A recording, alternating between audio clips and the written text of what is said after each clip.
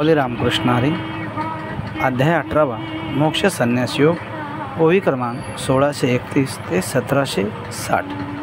यामध्ये माऊलींनी कोणापाशी काय असतं हे माऊली विस्तृतपणे सांगतात. जसं चंद्र आहे तिथे चंद्रिका आहेच, शंभू आहे तिथे अंबिका आहेच, संत आहे तिथे विवेक आहेच, राजा आहे तिथे श्रीमंती आहेच, गुरु आहे तिथे ज्ञान आहेच, भाग्य आहे तिथे विलास आहेच. आणि कृष्णासारखा वक्ता असल्यावर तिथे घेणाऱ्याला काय कमी असणार आहे. अर्जुन युद्धाला तयार झाला, आता निश्चित अर्जुनाचा विजय होणारच आहे. भगवंत सांगतात की हे अर्जुना, लोकांना वेगवेगळ्या प्रकारे आनंद होत असतो. कोणाला कसा आनंद होतो त्याचे उदाहरण या ठिकाणी माऊली सांगतात. कोणाला प्रसिद्धीमुळे आनंद होतो, कोणाला मोठेपणा दिला की आनंद होतो, कोणाचा मान सन्मान केला की आनंद होतो. खरं म्हणजे ह्या सगळ्या गोष्टी लटक्या आहेत, लौकिक आहेत. पण आनंद कधी व्हावा? भक्ताला देव भेटला की आनंद व्हावा, शिष्यांना गुरु भेटला की आनंद व्हावा, मुलाला आईवडील भेटले की आनंद व्हावा. पण परिस्थिती या उलट आहे. आपल्यांना वरील उदाहरणातील व्यक्तींची भेट झाली की आनंद होत नाही. उलट टिंगलटवाळी करणारे रिकाम टेकडे लोक भेटले की आपल्याला आपलं कोणीतरी भेटल्याचा आनंद होतो.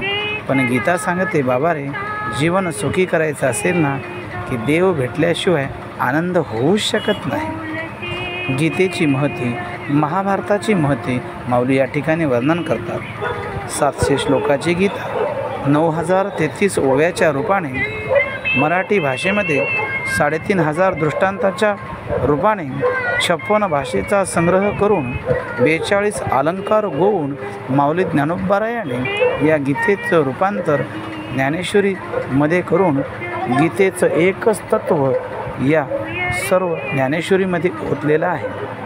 गीता म्हणजे एक तत्त्व आहे. गीता म्हणजे ब्रह्माशी ऐक्यत्व करण्याची महती सांगणारा ग्रंथ आहे.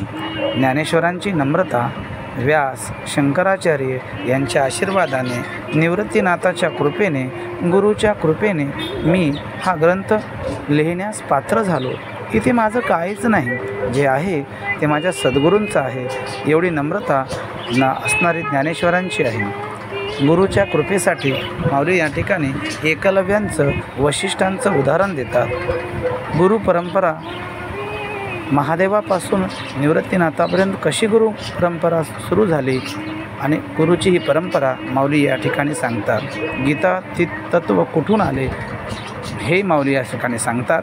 आणि वैष्णव वारकरी संप्रदायाचा पाया कशा प्रकारे रचला, ज्ञानदेवापर्यंत हा संप्रदाय कसा आला हे माऊली या ठिकाणी सांगतात. म्हणून मायबाप साधकांनी या गीता तत्वाचे एकरूप व्हावं आणि आपलं जीवनसुद्धा आनंदमय, सुखमय करून घ्यावं. रामकृष्ण हरी.